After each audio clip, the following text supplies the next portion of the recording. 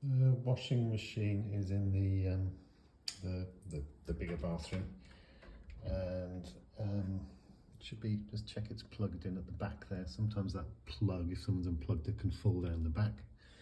But if that's okay, then you'll find the tabs are on a shelf, hopefully here somewhere.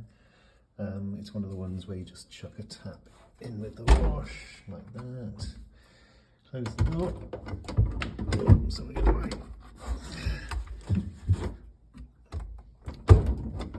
Yeah, okay, sometimes a little bit of a trick to that.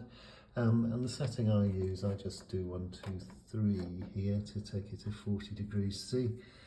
And then this is the start button. For some reason, you seem to need to press it 3 times to get it to go.